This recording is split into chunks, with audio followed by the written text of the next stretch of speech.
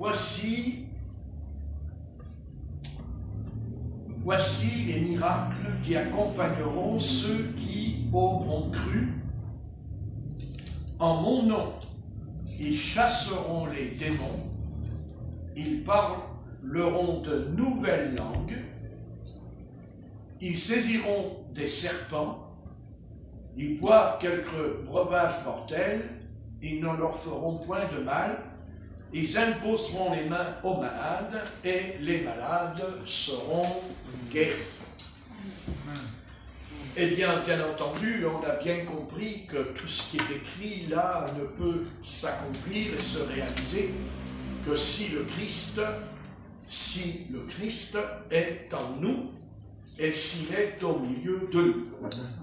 Le problème, c'est que le Christ, on l'a mis dehors et on l'a remplacé par un autre Christ. On a fabriqué un Christ moderne. Et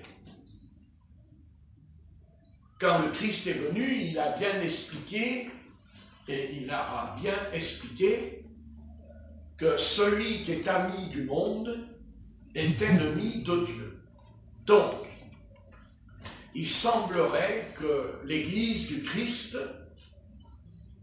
n'a pas bien compris la différence qu'il y a entre le Christ et Satan. Et comme on n'arrive pas à comprendre qu'il y a une grande différence, parce que si on l'avait compris, certainement, on vivrait d'une autre manière. Mais ça viendra parce que quand le Christ a décidé quelque chose, de toute façon, il l'obtient toujours, à condition, bien entendu, qu'il nous ait choisis. Parce que s'il ne nous a pas choisis, de toute façon, il nous laissera aller dans les chemins tordus de travers. Mais d'abord, le Christ nous a choisis. Amen. Il nous a choisis, non pas parce qu'on est on est meilleur, pas du tout. C'est un mystère. Il nous le dira quand on sera dans le ciel, pourquoi il nous a choisis. Mais pour l'instant, il faut arriver à comprendre que maintenant il va falloir, pas que nous, je ne parle pas que pour nous, non. Mais, vous savez, une source, quand elle jaillit, elle est d'abord toute petite. C'est un tout petit. Mais la source, elle existe. Et le Seigneur va répandre la source. Il va le faire. Et ça, c'est certain. Et il va le faire, pas seulement que nous, car je sais très bien que dans le monde entier, il y a des petits groupes comme nous qui se rassemblent et qui ont compris que le blablabla du christianisme, il y en a jusque-là. C'est vrai que sur la terre, il y a certains hommes qui voudraient faire quelque chose pour que l'humanité s'en sorte. Par exemple, nous avons le président des États-Unis, là, celui qui, soi-disant, a été battu. Il a voulu faire quelque chose que ce n'est pas faux. Seulement, voilà, le pauvre homme, ce qu'il n'a pas compris, c'est que, vous voyez, notre nature ne fera jamais la volonté du Seigneur. Jamais. Et même si nous avons de bonnes intentions, ça ne fonctionnera jamais. Pourquoi? Parce que d'abord, il faut arriver à comprendre que Dieu ne donne pas sa gloire à un homme. Jamais. Non, Dieu ne donne pas sa gloire à un homme. Et nous sommes, depuis qu'Adam est tombé dans le péché, parce que quand Adam tombe dans le péché, eh bien, vous voyez, c'est pas seulement l'adultère, la fornication, l'homosexualité. Ça, ce sont les conséquences du péché, de la désobéissance. Mais ce que Satan a voulu, c'est que lui-même, comme il a été précipité, il a été mis à terre. Alors le diable, il s'est dit, t'inquiète pas, toi le grand sauveur, je vais te faire un petit tour à ma manière, donc moi je vais me planter, je vais me retirer, c'est ce qu'il fait d'ailleurs, c'est ce qu'il fait, il se planque, mais il agit, il agit, c'est pas comme ceux qui se montent et qui ne font rien, au contraire, il agit. Mais le diable, il s'est dit, maintenant, moi je vais faire quelque chose d'unique. Tu vois cet homme-là que tu as créé, eh bien, il va prendre ta place. Puisque moi, je ne peux pas prendre ta place, il ne peut pas, il le sait puisqu'il a été précipité. Mais l'adversaire, dans sa tête, il s'est dit, voilà, je vais présenter pas seulement l'homosexualité, je ne vais pas présenter seulement la prostitution. Tout ça, on est d'accord, c'est une véritable poubelle, c'est un véritable conteneur de pourriture qu'il y a dedans. Ça, c'est certain. Mais ce que le diable a fait, c'est qu'il a dit l'homme, je suis intelligent, je m'en sortirai, je suis capable. Et aujourd'hui, c'est ça qui vient sur la terre. L'homme, c'est l'homme, et si c'est l'homme, ce n'est pas Dieu. C'était clair. Mais ce n'est pas Satan non plus, car vous voyez, ce qui est fort étonnant dans cette histoire de l'humanité, c'est que, dans un sens, Dieu, on ne le voit pas, mais Satan non plus, on ne le voit pas. Ah non. Mais ils agissent tous les deux. Ils sont opposés. Et Dieu créa un homme. Pourquoi faire?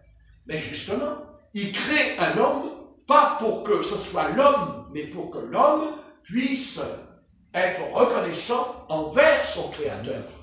Et en même temps, quand l'homme est à sa place, quand l'homme est là, quand l'homme il reste bien à sa place devant Dieu, alors Dieu il dit, c'est formidable, je vais me servir de lui, je vais le prendre dans ma main, et bien entendu, croyez-moi, quand un homme est dans les mains de Dieu, eh bien le diable, il passe un mauvais quart d'heure. Parce que le diable, ce qu'il n'aime pas, c'est d'être humilié. Et Dieu, il y a longtemps qu'il l'a humilié, le diable. Mais ça ne lui a pas fait grand-chose. Quand on voit ce qui se passe, son orgueil est là. Mais là où le diable est dans un état terrible en lui, c'est quand un homme ou une femme, est entre les mains du Seigneur. Et ça l'humilie, ça le brise, ça le démolit. Ça le démolit. Et c'est pour ça que le Christ, il est aussi un homme. Parce que quand il est venu, Satan lui a dit dans le désert, si tu es le Fils de Dieu, vous comprenez, ça, il est d'accord. Mais là où le diable, il a pris un coup dans la tête, parce qu'il a pris un coup, c'est que le Christ était un homme. C'était un homme. Mais oui, c'était un homme. Et ça, c'est très important. Vous voyez, Dieu n'abandonnera jamais les hommes. Il ne peut pas les abandonner, parce que son Fils lui-même était un homme. Son Fils lui-même est descendu et est venu. Dieu, pour nous sauver, il aurait pu envoyer, il l'a fait d'ailleurs, puisque c'est l'ange Gabriel qui descendra sur la terre. Mais l'ange Gabriel, il dit, moi je me tiens dans la présence du Seigneur, il dit à Zacharie, n'est-ce pas? Mais il ne dit pas, je vais vous sauver.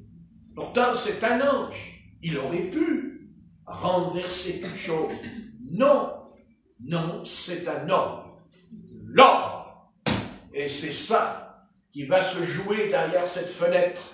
C'est le destin de l'humanité, et l'humanité, c'est un homme. Il y a les femmes, les enfants, les adolescents, je suis d'accord. Mais Dieu, il a créé un homme, et il a dit à cet homme, je te donne toute autorité, même les animaux, venez vers lui, et pas seulement vers Adam, car Noé lui-même a vécu cette expérience, car l'Écriture nous explique que les animaux qui étaient dans les montagnes, dans les forêts, l'Esprit de Dieu est descendu sur eux, et ils n'ont pas été vers Dieu, ils ont été vers Noé.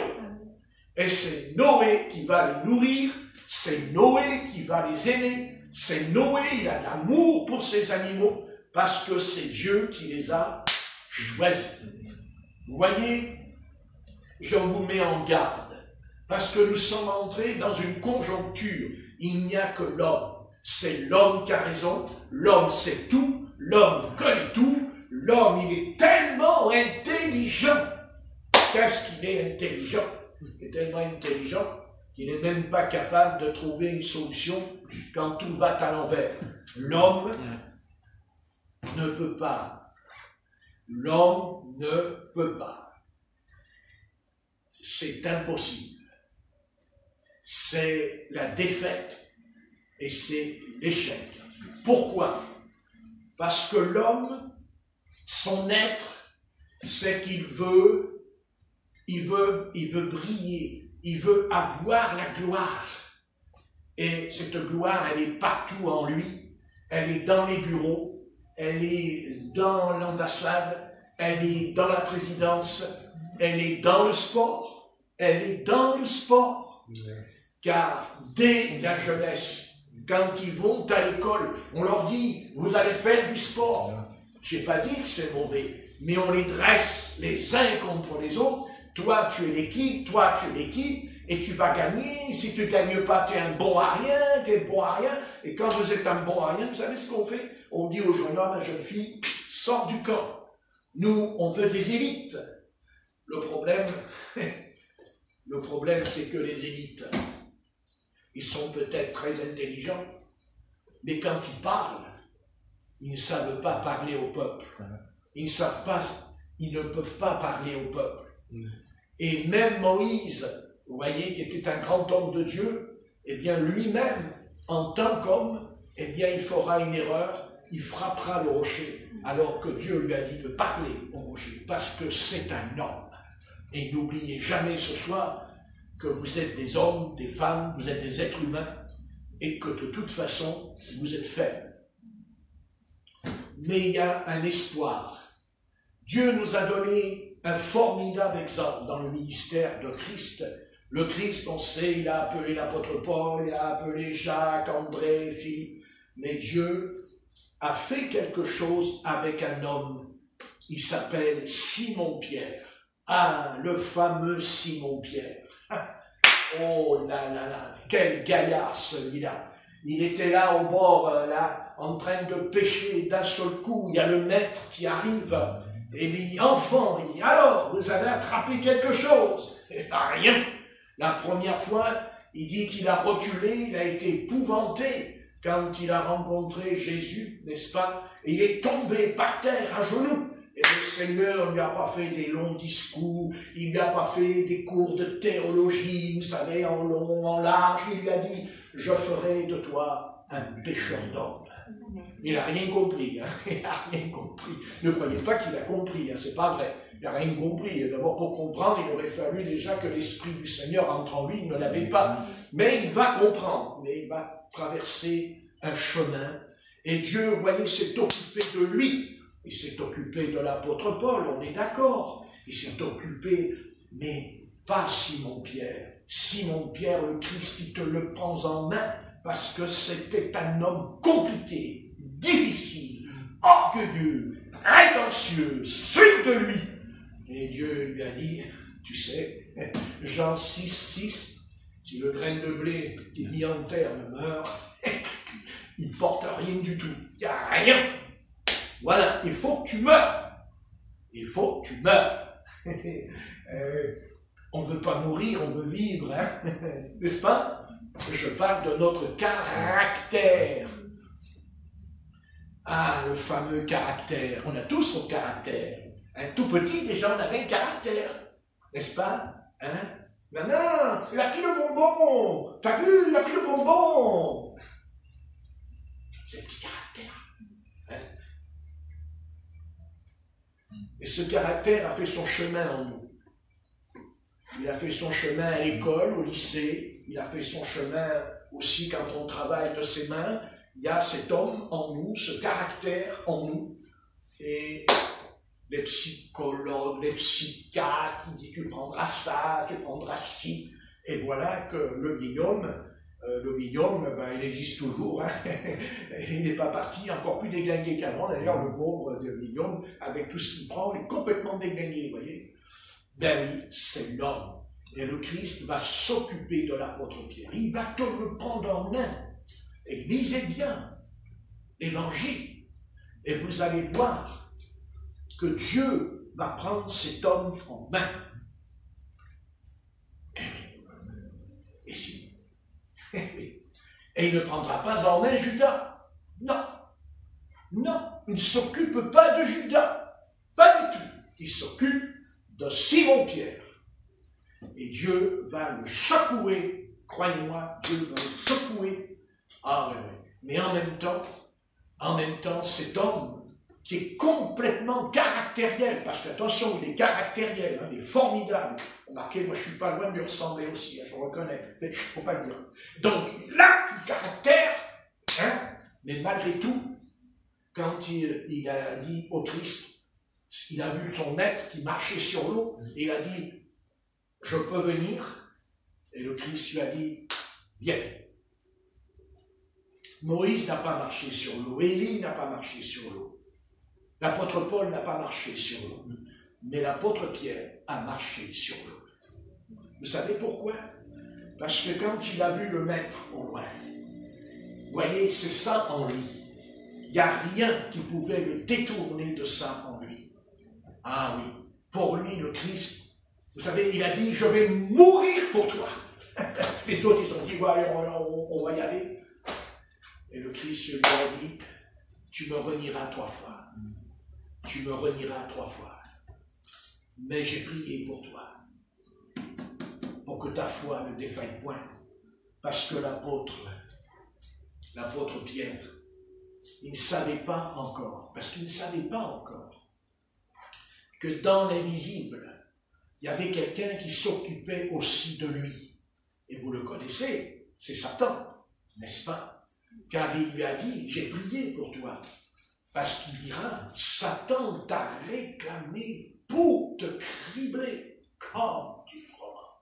Et le Christ va amener étape par étape, il va faire comprendre aux apôtres, mais principalement à l'apôtre Pierre, que ses actes, son comportement, son attitude, ses joies, ses mélancolies, ses tourments ne sont pas seulement humains, mais que derrière, il y a des forces invisibles qui œuvrent en secret et qui essayent de nous détruire et de nous démolir.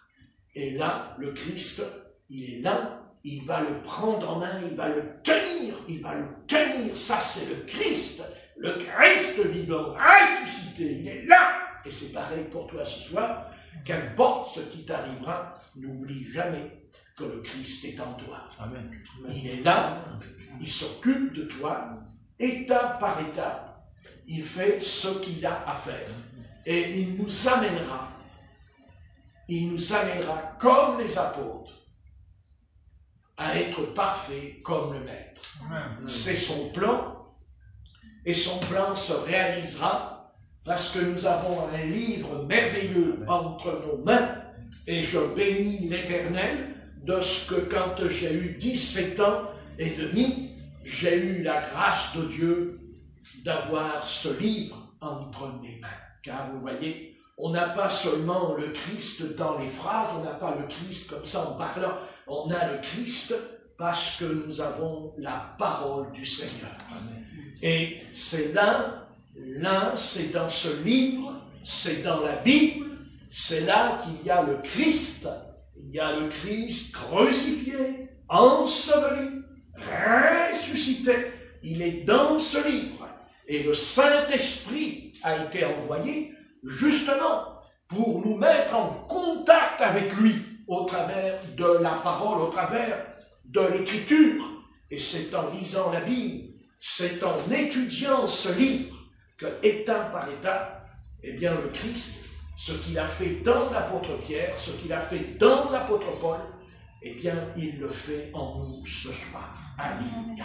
Ça c'est vrai, et ça ce n'est pas des belles paroles, c'est la vérité, c'est la réalité, parce que nous savons très bien, il y a 20 ans ou 30 ans en arrière, dans dans tel état, et peut-être même il y a 8 jours, peut-être, on était dans un état, et on ne sait pas pourquoi, hein, cette semaine, on ne sait pas, il s'est passé quelque chose au fond de nous, on commence à réfléchir, on se dit, tiens, autrefois je faisais cela, mais je ne réfléchissais pas. Mais là, d'un coup, on ne sait pas pourquoi, on a fait un geste, on a dit quelques mots, on dit, mais pourquoi j'ai parlé comme ça, c'est pas normal. Et là, le Christ, il commence à dire, formidable, ça y est, il a compris, elle a comprise, c'est bon, ça rentre dedans, et à un moment donné, on va être propulsé de l'avant. Amen. Parce qu'avec le Christ, il n'est pas question de retourner en arrière. Hein. On va de l'avant. Alléluia. De l'avant, et non pas en pleurant, non pas en gémissant, on va en chantant le Christ, notre Sauveur. Alléluia. Le Seigneur est vivant. Oui ou non? Amen. C'est comme ça, je ne dis pas autrement. Ça ne veut pas dire que si on attrape la grippe, évidemment, hein, si on a mal à la gorge, on ne va pas faire le Christ a dit non, on a mal à la gorge. C'est compliqué, n'est-ce pas? Mais on peut le dire par la foi. Au fond de nous, on ne perd pas l'équilibre. Et voyez, le Seigneur va s'occuper de l'apôtre Pierre, et c'est formidable. C'est un homme de Dieu, l'apôtre Pierre. C'est un gars formidable, l'apôtre Pierre. L'apôtre, on parle très peu, on parle beaucoup de l'apôtre Paul, hein, c'est vrai, mais l'apôtre Pierre a un petit peu été mis sous la table, hein, n'est-ce pas? C'est les miettes qui sont tombées dans la table, voilà. Et on mange les miettes sur la table, c'est-à-dire l'apôtre Paul. Mais c'est pas bon, parce que l'apôtre Pierre, c'est quelqu'un que Dieu s'est occupé. Vous savez, Dieu a été loin avec lui. Un jour, l'apôtre Paul, dans l'épître aux Galates, n'est-ce pas, quand il est arrivé, il dit que Simon-Pierre avait cassé la croûte, et quand il a entendu l'apôtre Paul, il s'est déviné, et l'apôtre Paul lui a dit, viens un peu ici, toi. Et voyez, l'apôtre Pierre, il aurait pu dire, mais dis donc, comment tu me parles, dis, oh, moi j'ai vécu avec le Christ, j'ai mangé avec lui, j'ai dormi avec lui, j'étais à côté de lui, et j'ai marché sur l'eau. T'as marché sur l'eau, toi? Hein? T'as persécuté les chrétiens? T'as foutu les chrétiens en prison? Tu vas me donner une leçon? Ici? Eh bien, il ne l'a pas fait. Il ne l'a pas fait, il s'est écrasé. Hein? Parce que l'apôtre Paul, il lui a dit, tu ne marches pas dans la vérité. Tu n'es pas dans la parole, il lui a dit. Tu es faux, il lui a dit. Et il l'a remis à sa place. Vous voyez ce que je veux dire? Voilà. C'est-à-dire que Dieu savait en lui qu'il y avait quelque chose qu'il n'y avait pas. Et ça, c'est pas pendant le ministère du Christ. Non. Non, c'est pas quand il reçoit le baptême du Saint-Esprit. Non, c'est... Écoutez bien, presque 20 ans plus tard, il va se faire reprendre par l'apôtre Paul. Et parce que le Christ s'est occupé de lui jusqu'au bout. Et s'est occupé de lui jusqu'au bout. Amen. Jusqu'au bout. Et quand il a été prêt, alors après je vous invite chez vous ce soir, avant de nous détendre, lisez la première épître de Pierre et la deuxième épître de Pierre. Vous allez voir un peu comment il parle. Vous allez être fort étonné de ces deux épîtres. Et c'est un homme qui n'était pas instruit. C'était un pêcheur de poissons. Et quand vous lisez la première et la deuxième épître de Pierre, et là vous vous dites, eh bien dis donc, eh bien là, vous savez, il n'a pas été à l'école biblique, il n'a pas été dans une académie biblique, il n'a pas été dans une faculté biblique, c'était un pêcheur de poissons, mais le Seigneur a fait un travail en lui. Dieu a fait un travail en lui. Il a fait un travail énorme en lui. Mais quel beau résultat, n'est-ce pas? Quel beau résultat. Quand je lis comme ça, en vitesse, première épître de Pierre, chapitre 1, verset 1, écoutez bien. Pierre, apôtre de Jésus-Christ, à ceux qui sont étrangers et dispersés dans le Pont, la Galatie, la Cappadoce, l'Asie et la Bithynie, et qui sont élus selon la prescience de Dieu le Père par la sanctification de l'Esprit afin qu'ils deviennent obéissants et qu'ils participent à l'aspersion du sang de Jésus-Christ. Que la grâce et la paix vous soient multipliées. Vous vous rendez compte, la phrase? Qu'elle vous soit multipliée. Voilà un pêcheur de poissons. Voilà ce qu'il est devenu à la fin de sa vie. Parce que le Christ lui avait dit, quand tu étais jeune, tu allais où tu voulais. Mais quand tu seras plus âgé, un autre homme te scellera et te conduira et t'amènera où tu ne voudras pas. Ça, c'est sûr. C'est-à-dire son vieil homme. Mais Christ, voilà un homme, voilà, il n'y a pas de mots. Ça se passe de commentaires. On ne peut que louer Dieu en nous. Parce que si Dieu a fait ça en lui, alors il peut le faire en moi, il peut le faire en toi ce soir. C'est ça qui est merveilleux dans la vie.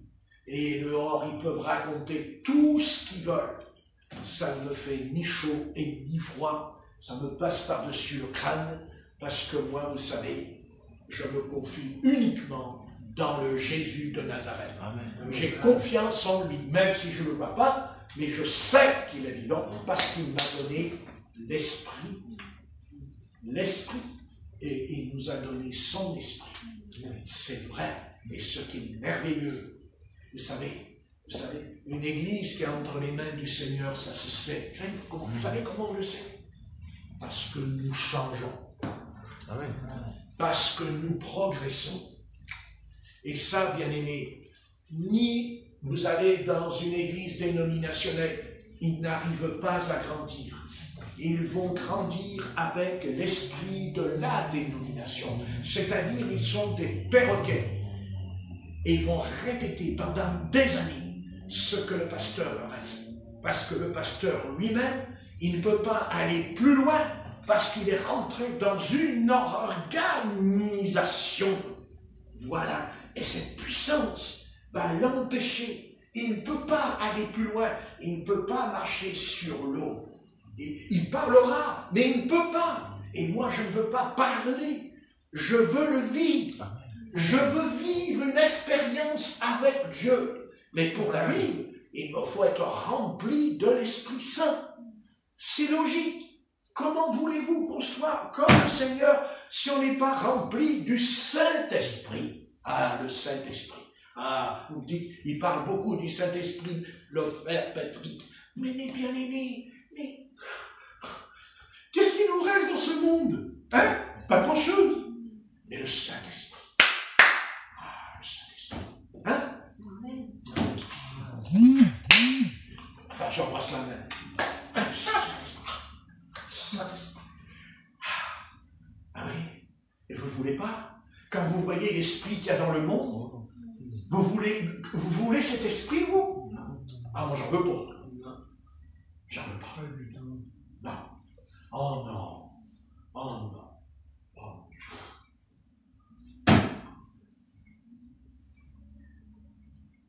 Des fois, on se dit, mais pourquoi je me lève le matin? Pourquoi je me réveille? Pour revivre ce que j'ai vécu hier. Pour entendre toujours les paroles de mensonge. C'est que le mensonge. Il n'y a que le mensonge. Et ce mensonge, il a commencé dans le jardin d'Éden, bien aimé. C'est là qu'a commencé le mensonge. Et puis ça a conduit au meurtre, à la jalousie. Le mensonge. Et aujourd'hui, nous sommes dans un monde où jamais le mensonge a été aussi violent, aussi rusé, trafiqué. Même quand vous apportez la vérité, il vous déforme les choses de telle manière qu'à la fin vous dites, mais je dois être né idiot. Je dois être un imbécile, finalement, je ne comprends rien ce qu'ils me disent. Hein? Mais c'est le mensonge. Le mensonge. Parce qu'on peut être un imbécile, mais ne pas mentir non plus. Vous comprenez ce que je veux dire? Mais les menteurs, ils sont loin d'être des imbéciles. C'est ça qu'il faut comprendre. Et nous sommes dans le mensonge. Et le mensonge va devenir de plus en plus important.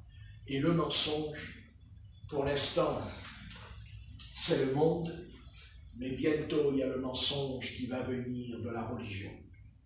Car le mensonge va... Parce que quand on ment, on fait copain avec un menteur. On ne peut que s'entendre avec un menteur. On est d'accord? Donc, à un moment donné, il y a une partie de l'Église qui va mentir. Ils vont faire un compromis. D'ailleurs, vous avez qu'à écouter toutes les lois. À chaque fois, ils ne sont pas d'accord et à un moment donné, il vous dit, on va trouver un compromis. On va faire un compromis. Mais qu'est-ce que c'est un compromis? Et un compromis, c'est quelque chose qui est un lâche, c'est quelque chose qui est faux, ce n'est pas vrai. Et on ne veut pas de compromis. Et il n'y aura pas de compromis dans cette assemblée. J'espère bien clair, il n'y aura pas de compromis. Vous savez, c'est la vie ou la mort. C'est pas, le Christ il l'a dit d'ailleurs, hein, à l'église de Laodicée, qui est d'ailleurs le 7e âge de l'église, qui est le nôtre. Le Christ il lui a dit, tu es ni froid ni bouillant, mais tu es tiède. Voilà exactement ce que Satan attend de nous. Tu n'es pas froid, c'est-à-dire tu lis la Bible, tu viens à l'assemblée, tu fais de temps en temps ta prière, tu n'es pas froid. Formidable. Le diable il dit chouette. Après il dit quoi? Tu n'es pas bouillant. Tu n'es pas bouillant, mais tu tièdes. Et ça,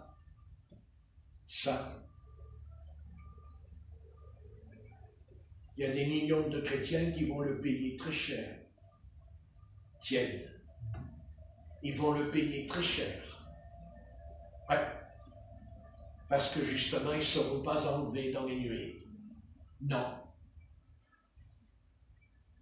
Ni froid, ni bouillant. Apocalypse, chapitre 3, et après, oh, ça va, les 5h20. Et après,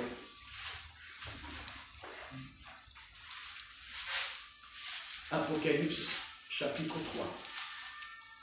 C'est très clair.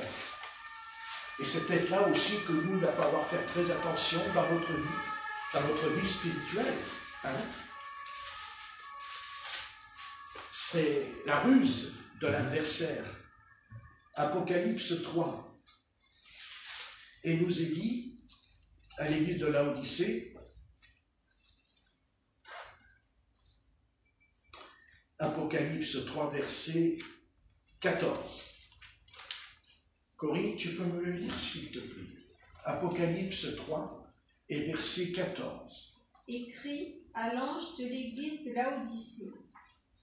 Voici ce que dit l'Amen, le témoin fidèle et véritable, le commencement de la création de Dieu. Je connais tes œuvres, je sais que tu n'es ni froid ni bouillant. Puisses-tu être froid ou bouillant? On s'arrêtera là. Merci Corinne. Non, au verset 15. Je connais tes œuvres. Déjà, on peut déjà dire que le Seigneur nous connaît. Amen. Il connaît, il sait ce que je fais, il sait ce que je ne fais pas dans ma chambre, il est au courant de tout, le Seigneur. On croit qu'il ne nous voit pas, mais il nous voit. Hein? Je connais. Je sais que tu n'es ni froid et ni bouillant. Et ça, c'est très important. Tu es ni froid et ni bouillant. Puisses-tu être froid ou bouillant? Verset 16, Corinne. Ainsi, parce que tu es tiède. Stop. Parce que tu es tiède. Qu'est-ce que c'est de l'eau tiède? Ce n'est pas de l'eau bouillante et ce n'est pas de l'eau froide. Non. C'est entre les deux. Amen. Et c'est exactement ce qu'est l'Église universelle. Je ne parle pas. L'Église universelle.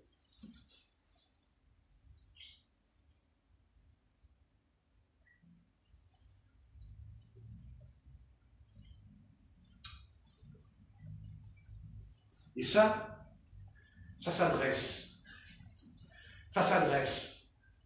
aux chrétiens catholiques romains, aux chrétiens protestants, aux chrétiens baptistes, aux chrétiens méthodistes et aux chrétiens pentecôtistes. Voilà. On va arrêter de faire de la doctrine. On va venir au fond du problème. Le message du Christ qui va venir, ça va être clair. Car le Christ, il va parler aux chrétiens catholiques romains, il va parler aux chrétiens protestants, si, vous verrez, et il va leur dire quelque chose. Il va leur dire quoi? Arrête d'être tiède. Parce que les pentecôtistes, ils ne peuvent pas dire aujourd'hui, nous sommes bouillants. Avant, ils pouvaient le dire. Et d'ailleurs, il le reprochait en prêchant à l'église catholique romaine, à l'église protestante. Non, mais vous n'êtes pas bouillants, nous on est bouillants. On est bouillants, on parle en langue, on prophétise, on chasse les démons, on guérit le malade. Mais vous, Ave Maria, salut Marie, pleine de grâce et vérité, vous êtes carrément froid. Aujourd'hui, la Pentecôte, elle ne peut pas le dire, ça, les pentecôtistes aujourd'hui. Hein? Ah non, ils ne sont pas froids. Ils ne sont pas bouillants. Non, ils sont tièdes. Oui, mais c'est pire encore. Le châtiment est pire. Regardez, verset 17. Parce que, vas-y. Je continue. Oui, parce que tu dis. Verset 17. Parce que tu dis, je suis riche, je me suis enrichi, et je n'ai besoin de rien, et parce que tu ne sais pas que tu es malheureux, misérable, pauvre, aveugle et nu. Amen. Amen. Vous savez encore ce qui est pire là dans le texte? Tu ne sais pas. Amen. Tu ne sais pas. Tu ne sais pas quoi? Tu es malheureux. Tu es malheureux. Savez-vous qu'on peut être malheureux et ne pas le savoir? Mais je ne parle pas du malheur de la vie. L'apôtre ne parle pas de ça. Le Saint-Esprit parle du malheur spirituel. Parce que quand on n'est pas bouillant pour le Christ, c'est un malheur pour nous. Et oui, parce qu'on est privé des dons spirituels. On est privé de la puissance de la résurrection. On est privé, c'est clair. D'ailleurs, on a lu dans Marc 16 tout à l'heure, verset 15. Voici les miracles. Et pourquoi il n'y a pas de miracle? Mais parce que on est tiède. On est la pire de toutes les églises de l'histoire de l'humanité. Parce qu'autrefois, l'église était ou froide, soit elle était bouillante. Mais aujourd'hui, ça n'existe pas. Non, c'est pas froid ou bouillant, c'est tiède. Comme ça, tout le monde s'entend, on est tous d'accord. Et c'est pour ça qu'ils se sont réunis tous ensemble. Ils sont tous dans la même bassine. Et c'est comme ça, ils sont tièdes. Mais il dit, je te vomirai de ma bouche. Parce que tu es tiède. Je te vomirai de ma bouche. Vous imaginez un peu que si Jésus-Christ venait ce soir, là, il rentre, il ne rentrera pas à la porte, non, il traversera le mur. Tel coup, il apparaît devant nous, là, tel coup, là. Et il nous dit, vous êtes tiède. Le Seigneur me dit, mais tu es tiède. Moi, oh, je ne suis pas tiède. Mais si tu es tiède, mon frère Patrick.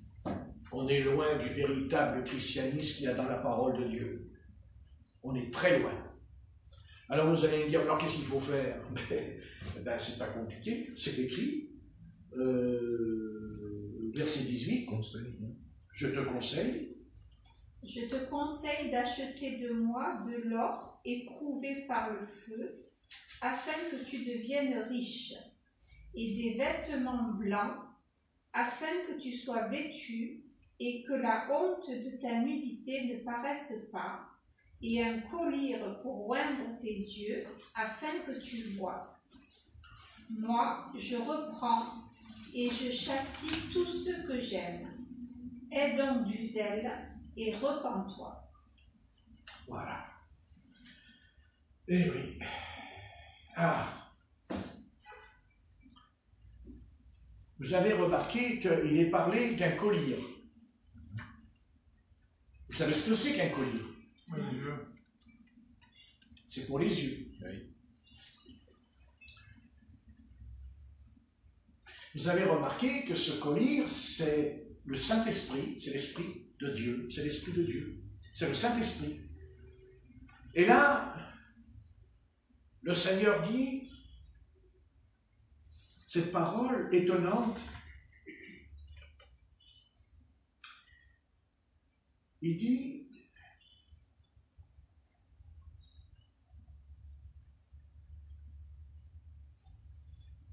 verset 18, je te conseille d'acheter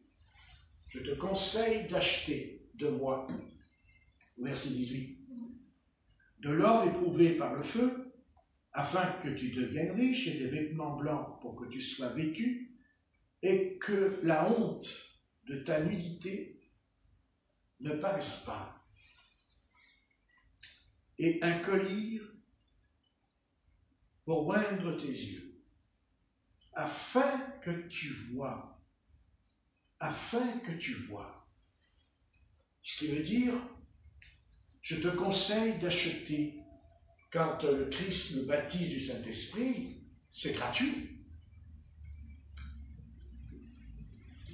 Mais là, c'est à nous. C'est nous qui devons crier au Seigneur de toutes nos forces et sans s'arrêter jusqu'à ce que nous l'ayons reçu. Jusqu'à ce que nous l'ayons reçu. Parce que Christ nous a rachetés et il nous a rachetés par son sang. Mais, vous voyez, Dieu, à un moment donné, il dit, tu connais la Bible, tu es converti, voilà, tu es converti, tout, tu connais la Bible, mais tu t'es laissé aller. Tu t'es laissé aller. Mais qui peut nous faire comprendre qu'on s'est laissé aller? Moi, quand je parle, mais moi, c'est une toute petite parole que je vous donne. Mais c'est le collier. C'est l'onction. C'est ça qui va vous ouvrir les yeux. C'est ça qui va vous faire comprendre. Tout à l'heure, quand j'ai prié, j'ai dit, le masque qui tombe, la comédie s'arrête. Je ne parle pas du monde. Le monde, il y a longtemps qu'il joue sa pièce de théâtre. Enfin, elle est dramatique, la pièce de théâtre. Mais les chrétiens, la pièce de théâtre, elle est aussi dramatique. Mais ça ne se voit pas. Ça ne se voit pas. Ça ne se voit pas. Parce que justement, on a revêtu un habit chrétien, mais pas l'habit de Christ. Pas l'habit de Christ. Amen. Et oui, c'est ça la ruse de l'adversaire. Parce qu'il ne faut pas quand même le mettre de côté. Il n'y a pas que nous, il y a l'autre aussi qui sait ce qu'il fait. Parce que l'autre, il veut détruire le monde. Ça, il n'y a pas de problème, il va le détruire. Il n'y a pas de doute, c'est ça dans sa tête. Mais il ne peut pas le détruire tant qu'on est là. Il est ennuyé. Tant qu'on est là, il ne pourra pas le détruire. Une fois qu'on s'en ira, là, il va mettre le paquet. Mais tant qu'on est là, on a un frein sur la pédale. Un coup de frein. Parce qu'il y a longtemps que l'autobus, il aurait été dans le ravin. D'ailleurs, il a été plusieurs fois dans le ravin. Non? À votre avis, les 2 guerres mondiales qu'il y a eu sur la Terre, c'est pas un avertissement peut-être? Est-ce qu'ils auraient dû pas comprendre? À votre avis, vous pensez qu'ils ont compris? Ils n'ont pas compris. Ils n'ont pas compris puisqu'ils fabriquent des armes nucléaires tous les jours. Donc c'est qu'ils n'ont pas compris. Parce que Satan, il dit, c'est le Dieu de ce siècle qui a aveuglé leur intelligence. Mais pas nous. Pas nous. Alors, voyez, afin que tu deviennes riche, il dit, il parle de vêtements blancs, il parle vêtu, et que la honte de ta nudité ne paraisse pas, et que la honte de ta nudité ne paraisse pas. Eh oui. Ben oui, mais je ne parle pas pour vous seulement. Il ne faut pas vous sentir... c'est quelque chose qui est universel. Vous voyez? Ah oui. Ah, ce fameux collier. Eh bien, on en a besoin. Ah, on en a besoin. Eh oui. Il dit, je te conseille d'acheter, dit le texte. Ça veut dire quoi? Ben, ça rejoint Matthieu 25. Hein? Ça rejoint Matthieu 25, là. Regardez, Matthieu 25, s'il vous plaît. Matthieu 25. Ça rejoint. Dans un sens, c'est ce que dit le Christ. Et le Saint-Esprit, dans l'Apocalypse, il va reprendre ce sujet. Et ça, c'est pour nous mettre... L'Esprit fera tout pour nous avertir. Parce que il est dans notre intérêt de ne pas rester ici. Amen. Et de s'en aller avant que ça barde. N'est-ce pas, bien-aimé? Mais il ne faut pas seulement le dire. Il faut se préparer. Hein? Pour pouvoir passer le test, pour passer l'examen. Dans Matthieu 25, 9. Et on va lire, voilà, verset 1. C'est pas ta soirée. Ouais, c'est vrai. Eh ben, je confirme. J'ai constaté. C'est pas grave. Non, c'est pas grave, c'est vrai. Ça passera. Alors, vas-y Corinne. Alors, le royaume des cieux sera semblable à 10 vierges qui, ayant pris leur lampe, allèrent à la rencontre de l'époux.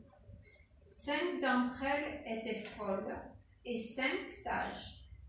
Les folles, en prenant leur lampe, ne prirent point d'huile avec elles, mais les sages prirent avec leur lampe de l'huile dans des vases. Voilà, on s'arrêtera là. Bien. Ça rejoint tout à l'heure l'Apocalypse. Hein? Amen. Ça rejoint, il n'y a pas de doute. Il n'y a pas de doute, vous allez voir. Premièrement, c'est clair, il n'y a pas de doute. Les 10 vierges représentent l'Église du Seigneur, puisque l'Église du Seigneur est vierge, elle est pure, puisqu'elle a été lavée par le sang de la rédemption, il n'y a pas de doute. Mais, à un moment donné, il y a un petit quelque chose qui va se passer dans la vie des croyants. Et ce petit quelque chose, il est très important. Oh là là, il est très important. Oh là là. Oh là là. Verset 4. Qu'est-ce qui s'est passé? Mais les sages prirent avec leur lampe de l'huile dans des vases. Très bien. Verset 3. Les folles, en prenant leur lampe, ne prirent point d'huile avec elles. Voilà 2 passages qui peuvent changer le cours de ma vie. Ces 2 passages, ces 2 textes, ces 2 phrases peuvent changer le cours de ma vie spirituelle, de ma destinée spirituelle. Ça n'a pas l'air, hein, puisque nous allons mourir et s'en aller. Mais Dieu nous fait une promesse, on ne mourra pas tous. Nous ne mourrons pas tous. C'est Paul dit, nous ne mourrons pas tous. Nous mourrons tous, mais pas tous. Tout. Bah. Attention, Corinne va croire que j'ai un petit chien. Alors, donc, non mais, je fais un peu d'humour, parce que là, vous m'écoutez, vous dites, qu'est-ce qu'il va nous sortir, notre frère? Mais je vais vous sortir une chose, bien aimé. C'est très important. Soit je prends cette huile, c'est-à-dire le baptême du Saint-Esprit, je remplis du Saint-Esprit. Mais ça n'empêche pas que, attention, même si elles l'ont pris, elles s'endorment. Il faut faire attention. Vous voyez, elles s'endorment. Les folles et les sages s'endormirent. Mais elles dorment, les sages. Mais elles ont en réserve quelque chose que quand le moment viendra, elles se réveilleront, mais le vase n'est pas vide. Il est plein. Il est plein. Et ça, nous sommes en train de le vivre ce soir. Car c'est vrai, nous ne sommes pas réveillés vraiment. On est plutôt endormis. Je parle spirituellement. Mais, attention, dans la nuit jaillira un cri. Il va Alors des cris, il y en a eu des cris dans l'Église. Le premier cri qu'il y a eu, c'est Luther, avec Jean Calvin. La réforme protestante. Car à l'époque, c'est l'Église catholique romaine qui dominait le monde. Sur le plan religieux, je parle. À tel point même qu'ils ont envoyé des missionnaires dans le monde entier pour ils ont même baptisé les Vikings. Surtout les Jésuites. Vous voyez ce que je veux dire? Et là, il y avait les ténèbres. Les ténèbres étaient sur la terre à l'époque. C'était vraiment un âge de ténèbres qu'il y avait avec l'Église catholique romaine. Ah oui. Mais il y a eu un cri. Luther est venu. Jean Calvin est venu. Et il y a eu un cri. Repentez-vous. Vous n'êtes pas sauvés par les hommes. Vous êtes sauvés par la foi. C'est le cri. Hop, l'Église, elle se réveille. Elle se réveille. Mais elle s'endort aussi vite. Les protestants, qu'est-ce qu'ils font? Ah, ça y est, ils vont s'endormir. Alors un autre cri va jaillir. John Wesley, les méthodistes, il va crier, John Wesley, la puissance de Dieu va jaillir. On parle très peu de John Wesley, mais c'est un tort, parce que c'est un énorme prédicateur, John Wesley. C'est un très grand prédicateur, avec son frère aussi, John. Ben oui. C'était, croyez-moi, le mouvement méthodiste, c'est un merveilleux mouvement. Et d'ailleurs, je sais ce que je dis parce que j'ai lu des livres, et je les ai, de John Wesley. Et aujourd'hui, ils peuvent toujours s'allonger quand ils prêchent les pasteurs. Non, excusez-moi, non, on rigole. Je rigole, parce que franchement, mais c'était le cri. Voilà, c'est le cri. Voilà. Et après, hop, les méthodistes, ils sont tombés dans l'organisation, ils ont fait des... Vous voyez ce que je veux dire? Et hop, ça y est, ils sont morts, il n'y a plus rien. Et il y a un autre cri. Alors, il y a Joseph Smith, les baptistes, prédicateur Joseph Smith. Il y a un puissant Saint-Esprit qui a commencé à expliquer. Parce que les protestants, même s'ils ont été réveillés, les méthodistes, ils ont été réveillés, ils ne baptisaient pas par immersion. Pas encore. On ne baptisait pas par immersion. Et on baptisait encore les enfants. Et d'ailleurs, il y a l'Église protestante qui baptise les enfants encore aujourd'hui. Après, il y a eu un autre cri, un cri qui a jailli. Ah, c'est la Pentecôte. Il y a eu le pentecôtisme. La Pentecôte, la puissance de Dieu, avec les dons spirituels, les parler en langue, la prophétie. Il y a eu un cri. Mais, c'est recommencé, ils sont retombés dans l'organisation. Et le mouvement, il s'est estompé, il a perdu, c'est fini. Il n'y a plus rien, il ne reste plus que la doctrine de parler en langue, le don de prophétie. C'est que des mots, il n'y a plus rien. Il n'y a plus de manifestation de parler en langue.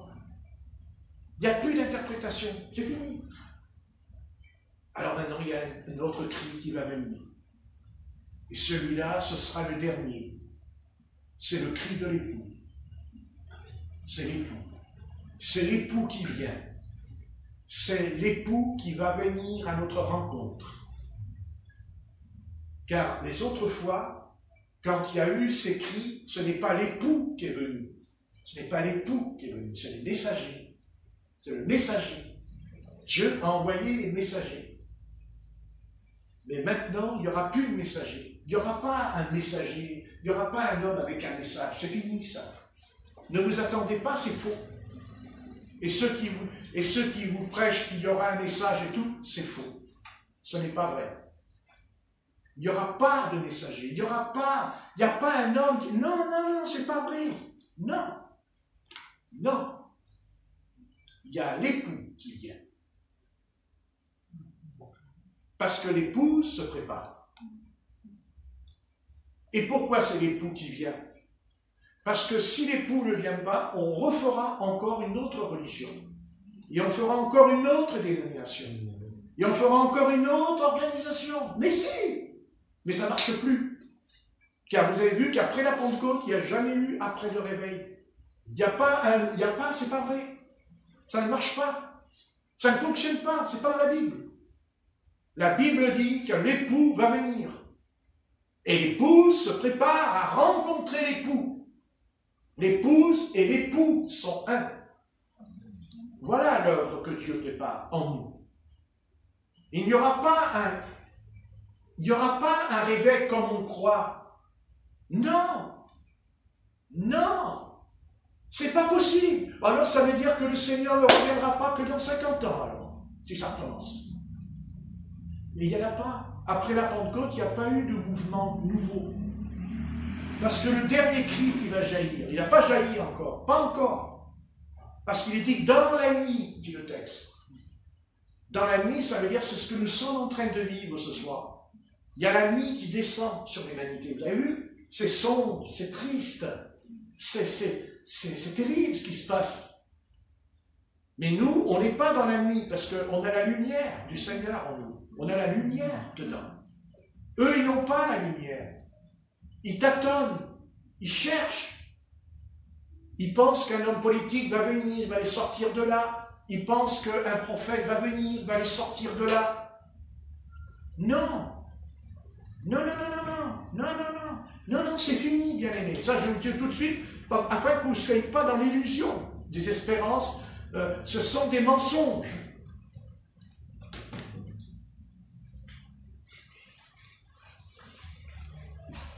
Une fois que le Seigneur nous aura enlevé, l'Esprit va aller vers Israël. Il va retourner en Israël.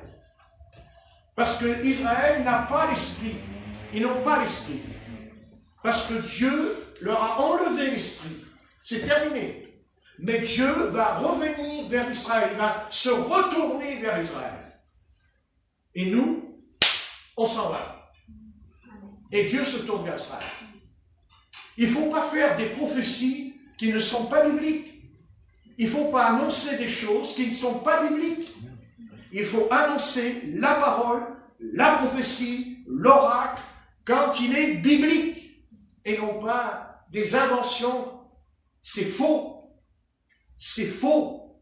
Il n'y aura pas de réveil mondial. Il n'y en aura pas. C'est fini. Le seul réveil qu'il y aura, c'est pour nous. Parce que tu es ni froid et ni bouillant, mais tu es tiède. Et c'est pour ça qu'il y aura un réveil. Parce que les 10 vierges, ce n'est pas le monde, c'est pas le monde. C'est l'Église. Bon sang de bon sens, c'est l'Église. Il n'y aura pas de réveil pour le monde. C'est fini. Et je veux même aller plus loin ce soir. Je suis presque sûr que Dieu a quitté le trône de la grâce pour les nations.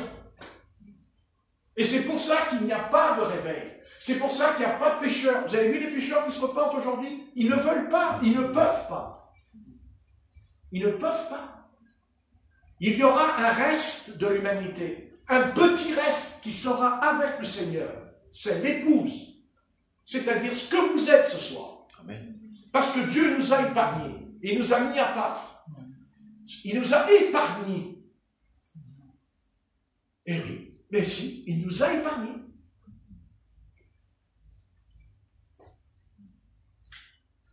Alors arrêtons de partir dans des promesses. Quand on entend les évangéliques, il va y avoir ceci, il va y avoir un grand réveil, il va y avoir ceci. C'est faux. C'est faux. Et je tiens ici, je suis enregistré qu'ils sachent bien que c'est faux. Et je veux enlever toutes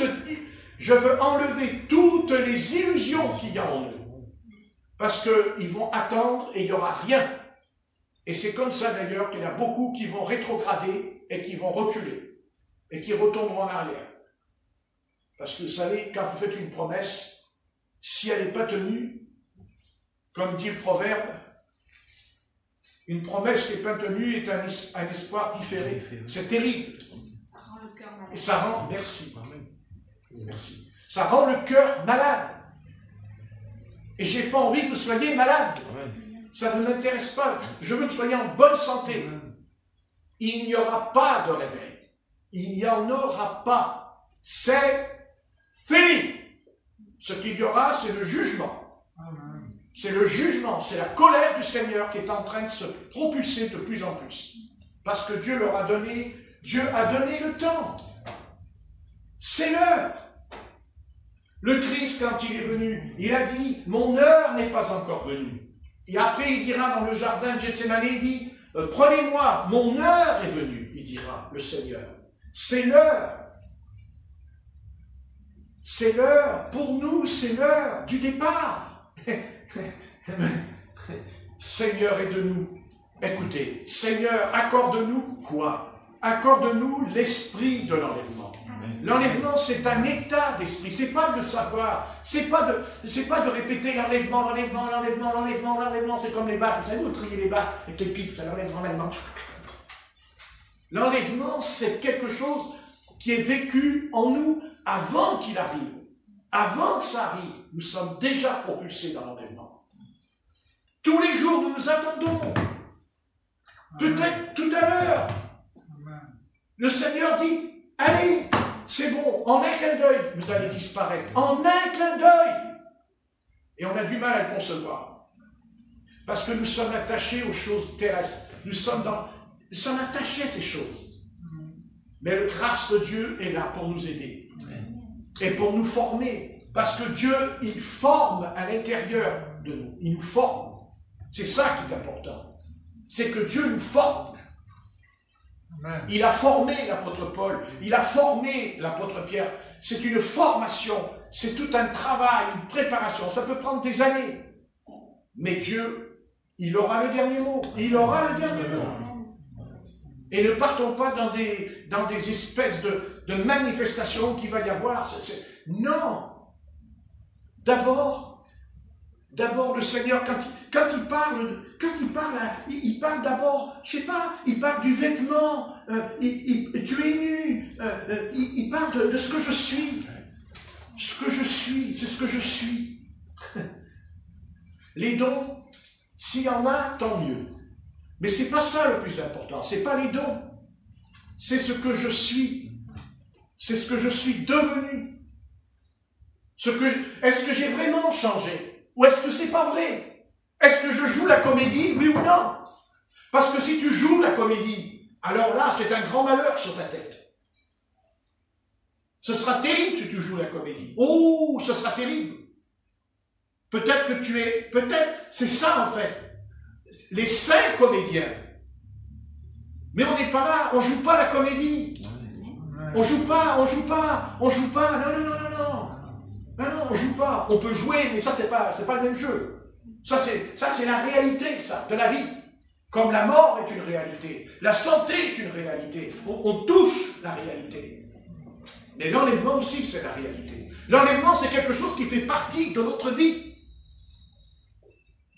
Quand je mange, ça fait partie de ma vie. Quand je bois, ça fait partie de ma vie. Quand je m'habille, ça fait partie de ma vie. Et l'enlèvement, c'est quelque chose qui fait partie. C'est comme je porte ma veste. Voilà, c'est ma veste. Et l'enlèvement, c'est quelque chose de... Mais c'est quelque chose de si puissant. Il n'y a pas plus puissant que l'enlèvement. Parce qu'il dit, en un clin d'œil, vous serez changés dans un corps incorruptible. En un clin d'œil. Gloire à Dieu, quelle puissance! Quelle puissance! Mais je ne serai pas changé si je n'ai pas changé ce soir mon cœur. C'est mon cœur qui doit être changé pour que je sois enlevé. Parce que Dieu ne fera pas entrer dans le paradis des corrompus, des menteurs, des tricheurs. Non. Dieu, non! Vous entendez? Vous croyez que le Seigneur, il est mort sur la croix pour qu'on joue la comédie?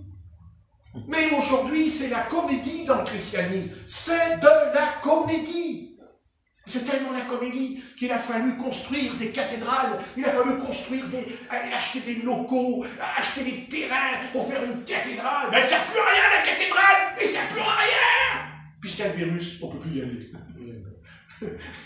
On a retrouvé nos frères catholiques romains dans la rue. Vous avez vu? Ils chantaient. Oh bah ça par exemple. Ils chantaient. Ils ne chantaient pas comme à l'intérieur. C'était différent. c'était vrai. Alléluia. Là, catholique. Amen. Là, c'était vrai. Et à un moment donné, il y a la police qui est venue, et la police a dit, vous n'avez pas le droit de prier dans la rue. Alors il y a une jeune fille de 16 ans, elle est catholique, mais elle n'est pas catholique, elle n'est pas baptiste, elle n'est pas baptiste, elle n'est pas méthodiste, j'aurais dit, t'es une vraie chrétienne. Elle a attrapé le micro. Notre Père qui est dans les cieux, que ton nom soit sanctifié. Et il y a le policier, il appelle le préfet avec son portable. Il appelle le préfet.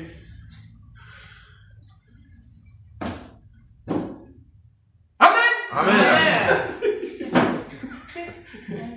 Mais dans l'église catholique, dans la cathédrale, ils n'auraient pas attrapé le micro, parce qu'ils avaient le droit de prier. Et dans la rue, tu n'as pas le droit de prier. Voilà. Vous voyez, la façade, elle roule. Non. Amen. Amen. Les protestants, catholiques avec toi. Méthodistes, catholiques avec toi. Amen. Et pentecôtistes, avec toi, et catholiques, ça marche pas. Ça n'a pas marché. Et plus ils ont dit avec toi, plus l'église catholique elle est devenue encore plus puissante organisation dans le monde. Mais là, ce jour-là, ce soir-là, je les ai vus. Ce soir-là, eh bien voilà. Bon sang de bon sang. Il a fallu 20 siècles. 20 siècles. Mais Dieu, 20 siècles, c'est quoi pour lui? C'est 2 jours. Un jour, c'est 1000 ans. Je sais très bien ce qui va se passer. Et c'est pas fini, parce que ne croyez pas que c'est fini. Hein. Ne croyez pas, ah non, non, non. Ça, c'est un feuilleton. C'est le commencement des feuilletons de la religion qu'il va y avoir. Ah oui. Et bon sang. Ah, si jamais je leur dirais, allez, laissez tomber, allez, enlevez votre vêtement et mettez le vêtement de la parole. Allez, dehors, allez, dehors. Pas dehors les prêtres, mais dehors ta tunique. Enlève ta tunique, enlève ta tiare, enlève ton bazar. Et montre qui tu es. C'est-à-dire un pédophile, un homosexuel, un menteur. Ben oui. Qu'est-ce que vous croyez qu'il y a sous la tunique? Hein? Ah. Là, on est là. Et va à la croix. Non pas viens à la Pentecôte, non pas viens chez les baptistes, non pas viens ici. Viens à la croix du calvaire, mais regarde le Christ pour toi, crucifié pour ton péché et ton iniquité. Et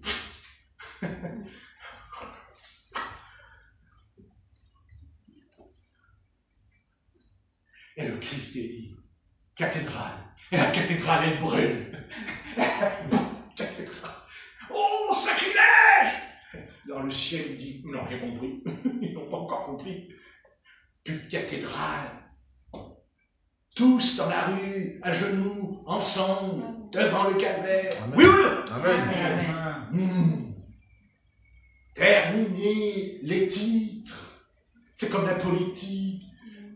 Mais vous avez fait de la politique. La gauche, la droite, le centre. C'est pareil. C'est le même esprit, bien aimé. Si. Seulement, c'est pas le même vêtement. L'autre, c'est un vêtement politique, l'autre, c'est un vêtement religieux. Voilà. Enfin, bon, ils se font comme un bol de bise ensemble, hein, quand ça, le compromis, il y en a dedans. Mais tout ça, Dieu n'en veut pas. Il n'en veut pas, le Seigneur. Il veut pas. Il veut.